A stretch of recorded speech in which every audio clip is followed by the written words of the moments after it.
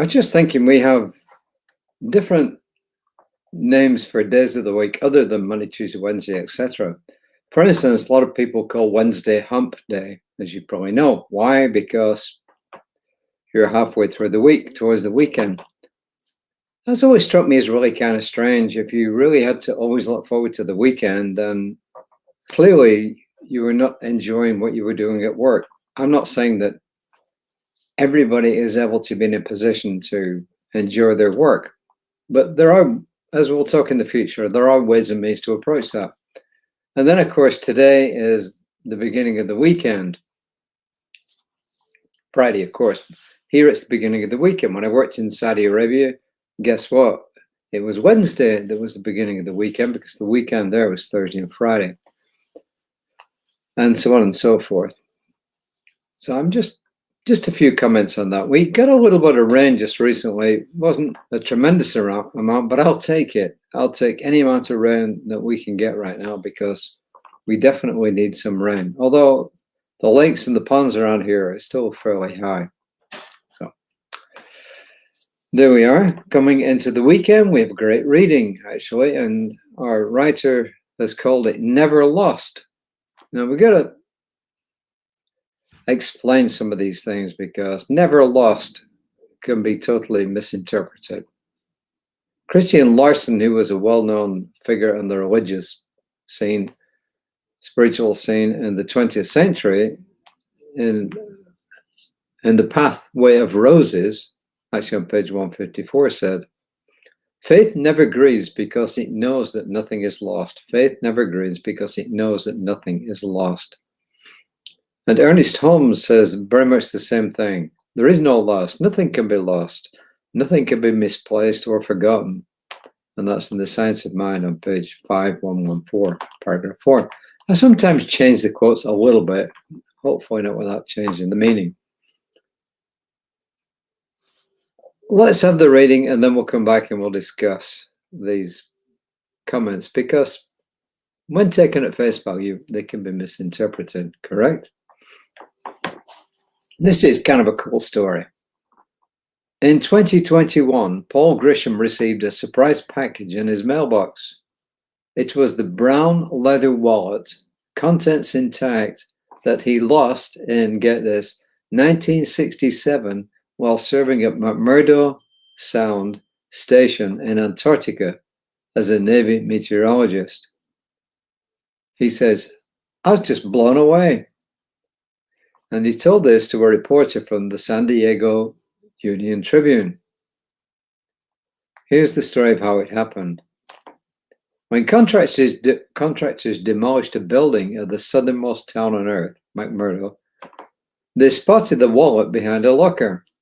One manager remembered a former employee, Stephen DeCato, who came across a Navy ID bracelet for sale in a shop, purchased it, and tracked down the original owner so that he could return it. The manager decided to send the wallet to DeCato in hopes he could give it back to its owner. In other words, he could figure out to whom it belonged. So DeCato, with the help of his daughter Sarah Lindbergh and Air Force veteran Bruce McKee, helped find the bracelet's owner. DeCato successfully located Grisham after weeks of sending emails, Facebook messages, and letters. Now here comes the spiritual message at the end of it. Like the wallet, nothing is ever lost in spirit. What's more, the trio that located Grisham's wallet and Grisham gladly put forth the efforts, imagining themselves in Grisham's shoes, knowing they would value having lost military mementos returned to them. Lindbergh described it as a feel-good thing to do, wanting nothing more than to make another family as happy as her own. So what's the message here? Its message is, on its surface, that nothing can ever be lost. So how do we mean by that? Because some things apparently are lost and are never found. They're lost as far as we human beings are concerned sometimes. People go into the wilderness and just vanish and they're never found again. But the point is that in the divine mind, which is all-knowing, it knows where everything is, everything that's ever existed, anytime, anywhere, anywhen. It's always known it. And on a human level, the subset to that is the group human subconscious. The group human subconscious, in my humble opinion, a lot of other people who are much wiser than I am have said that all human beings are linked together by this group human subconscious mind. And that being the case, it's a storehouse of knowledge of everything that has ever existed within any one person's mind, going back to when human beings began. And as I said, that is a subset of the divine mind. I believe this to be true.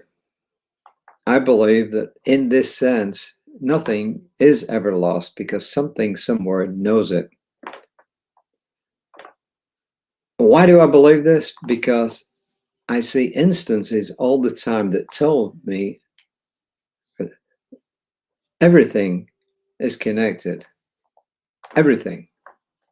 Right across the whole universe. But on a local level, I see examples all the time, and I've mentioned it in the past quite a few times. But for instance, my wife will be watching TV, I'll be doing wordscapes. Somebody says a word on the television, and I am filling it in on wordscapes at that very moment. And also, I believe that we can transmit information from one mind to the other. I've mentioned this a couple of times before. One time when we have two grandsons, when the younger one was small, I think he might have been 7 or 8 at the time, maybe 6 or 7, I don't remember. He was quite small. We're in our kitchen, and I was thinking about, well, because I watch Star Trek and I'm interested in anything science fiction and science fantasy, whether it be, as I said, Star Trek, Star Wars, whatever it is, I'm interested in it, always have been. This I share in common with Reverend Lisa, by the way. I don't know if that's a requirement to become an assistant minister at Creative Life Spiritual Center, but anyway, we share that in common. And I was thinking about this, and I was thinking, how Star Trek traveled, warp speed and so on. And then I was thinking about how things can pass through wormholes to get either to another dimension or to travel phenomenal distances in this space-time and come out somewhere else. I mean, only taking a few minutes. And my grandson said to me, that's all going on in my mind, I'm not talking out loud. He says to me, Opa, that's his word for me, Opa, what's a wormhole? And I was astounded because he had picked up exactly what I was thinking. And lots of instances like this, different things, have led me to believe that everything is interconnected and that there is a purpose behind everything. As human beings on this level of existence, we don't always know what it is. But when you do know there's a purpose behind everything, then it helps you to deal with what seem to be things going amiss in life and in the world, knowing that ultimately everything will come out exactly as it should.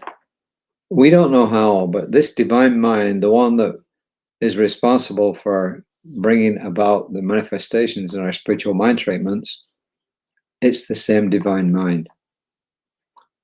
And if you've ever had a mystical experience, as we've talked about before, then you have experienced the fact that everything is one, and yet at the same time, you can know yourself as yourself, and yet knowing everything is just one. It's hard to explain how that can be. How can everything be one, and yet you know that you're separate, that you're not separate from everything, but you have an individual experience going on? So I don't know. So the whole point in this is As the affirmation says, the affirmation really says it all. It says, I know everything is always in its perfect place. I know everything is always in its perfect place. I affirm that nothing is ever lost in spirit. I affirm that nothing is ever lost in spirit. So when things start to take a turn for not what you would like, and it doesn't have to be bad, it can just be different, and you have faith, and you hold on to that faith, then just know that everything eventually will work out. Why? Because it has to do. Because otherwise, we couldn't be continuing this onward march of evolution forever, which is what Ernest Holmes believed, that we progress in these upward spirals. And remember, the spiral, by its definition, it's not a straight line going upwards. A spiral goes up and it comes down a bit, and it goes up and it comes down a bit. And you know that oftentimes in life when we do things, put in all this effort and then we have to step back and take a rest. And then we put in some more effort, we step back and take a rest. It's just the natural progression of things. So hope this reading has been meaningful to you. If you like us, give us a like on whatever medium you're actually using to watch or to listen to these broadcasts. Give us a like. It will be really well. It's really well appreciated. And on top of that, we got our fly back. It doesn't bother me today. It's back. He or she, it is back. And if you like these kind of messages, which are positive and uplifting, then please pass them on to other people and uplift them. And as we've said many times, when you give, whether it's giving, this is a gift of helping somebody to enjoy life better, you are going to feel better yourself. You must, by definition. So know that the light of God surrounds us, and the love of God enfolds us, and the power of God protects us, and the presence of God watches over us, because everywhere we are, God is, and all is well. So go in peace, go in love, go as caring individuals for yourself and for others. Until next time, namaste.